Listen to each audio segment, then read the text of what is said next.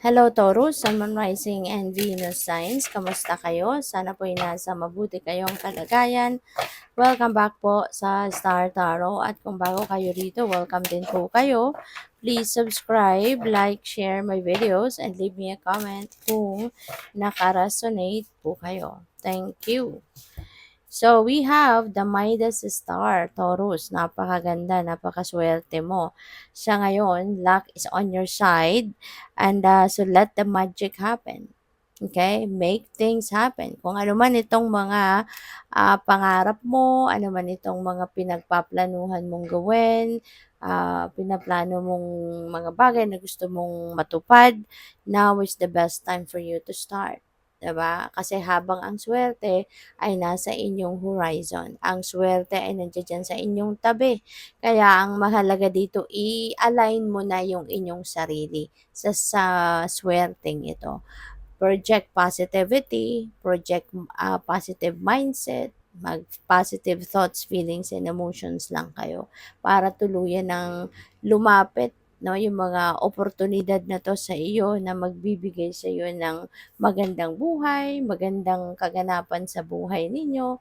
Yung swerte ay tuluyan ng dumikit no sa inyo, sa buhay ninyo. Okay?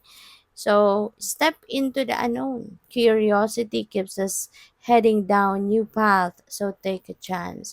So, maaari na meron ngang oportunidad na lalapit sa'yo, but this is something na you are going to be curious about kung papaano mo to ina-navigate, papaano mo to magagawa, papaano mo to maisa sa katuparan because you've never done this before. Mag-e-explore ka dito sa opportunity na 'to. Marami kang matututunan because this is new for you. Hindi mo pa 'to na-experience dati, 'no?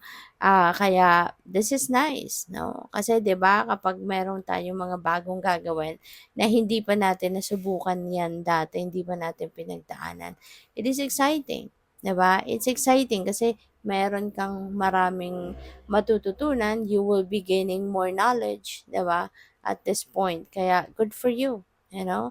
Maaaring ano ka dito, parang adventure ito para sa kasi totally new ito para sa So we have Archangel Samuel, embrace healthy relationships. Ayan. So, pwede rin ang iba sa inyo sa ngayon is building new relationships, pupuwedeng, relationship sa, romantic, pupuwedeng friendship, pupuwedeng business, 'di ba? Pupuwedeng may mga makaka-partner ka ngayon or pupuwede rin ano, na yung existing relationships mo ito, siguro you're going to, cultivate them, nurture them, mas gagawan mo ng paraan na mas ma-develop pa into a happier and harmonious relationship kung ano man ang klaseng relationships ang meron ka sa ngayon. So, maraming salamat for subscribing and if you haven't subscribed yet, subscribe na kayo. And also, maraming salamat din for not skipping the ads. Malaking bagay yan sa akin. And also, please click the join button sa baba ng video kung gusto ninyo na mag-join kayo sa membership. Okay? Salamat po. So, we have creative wonderment. Ayan. Follow your passion. Okay? Sundin mo. Gawin mo kung ano yung passion mo. Kasi, di ba, when we are doing what we love doing, or when we are doing what we love to do, di ba? Mas mabilis yung ano mo, yung asenso. Mas mabilis yung asenso, mas mabilis yung pag-manifest mo sa goals na gusto mong ma-achieve at saka iba mo magiging masaya ka talaga, magiging high vibe ka kasi ang ginagawa mo yun yung interest mo, yung ginagawa mo yun ang gusto mo, 'di ba? So, sensuality, express your sensuality, no? Isa na yan dito sa mga kailangan mong gawin when you are embracing healthy relationships kasi isa din yan sa makakatulong para sa mas passionate, mas harmonious, mas loving na romantic relationship. So, we have memories, cherish memories of loved ones. Ayan. So, siguro sa ngayon din, baka ang iba sa inyo, you're going to give more time, 'di ba?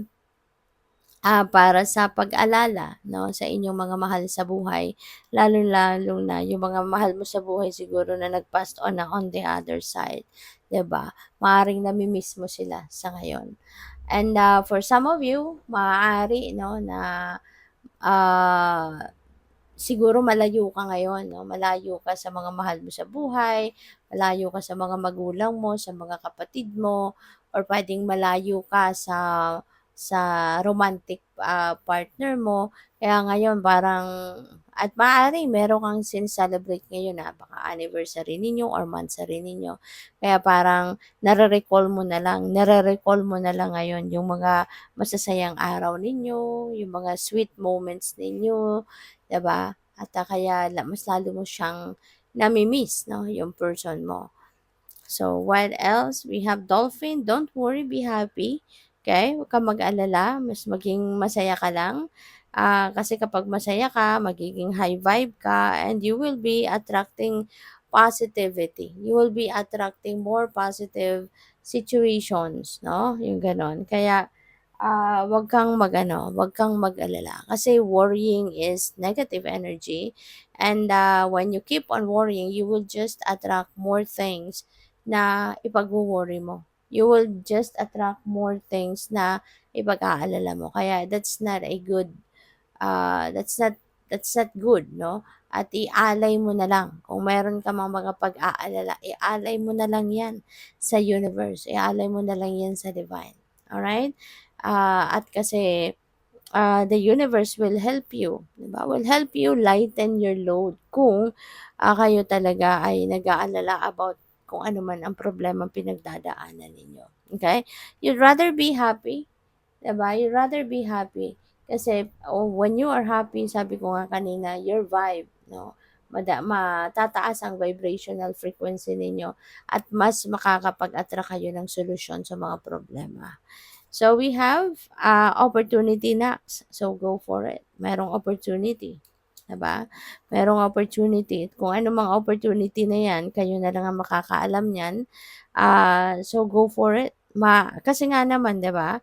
Remember Taurus, kung ano man ang klaseng opportunity dadating sa ibig sabihin niya na 'yan ay para sa'yo, 'di ba? Kaya go for it, take advantage of that, embrace it. Kasi 'wag mong pagdudahan 'no, yung mga opportunity lumalapit.